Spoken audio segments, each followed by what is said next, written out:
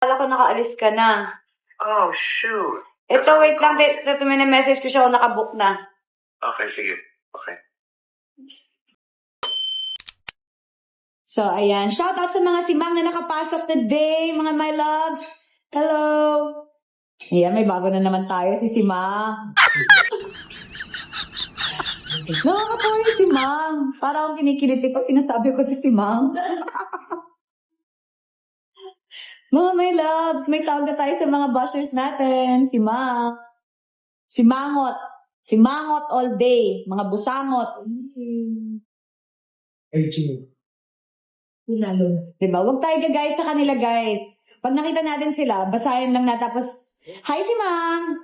Kasi nakakapangit yun kapag na-affect tayo sa kanila. Huwag tayo magpapa-affect sa kanila. Sayang ang stem cell na nilagay sa akin ng Villa Medica. Ayoko ng ganyan, nakakatanda. No. Dapat di tayo affected sa kanila. So pag nakita natin may pangit silang sinabi, hi si Ma'am! Ganon. Diba? Kailangan maganda lang tayo. Positive lang yung energy. Kasi pag binasa mo sila, Diyos ko, hiyaan mo sila. Nangahawa lang sila ng simangot. Diba? Huwag tayo ganyan. Kasi hiyaan mo silang mga tumanda. Ayoko, tumanda. Bala sila sa buhay nila. Hindi, si Katie kasi.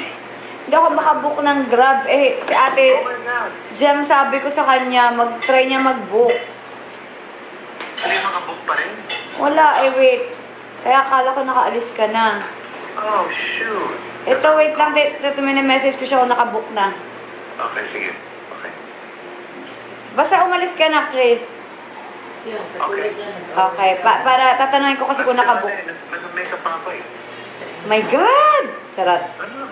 Joke lang. Bye-bye. Bye-bye. Bye. Nakabook na daw. Ano, bro?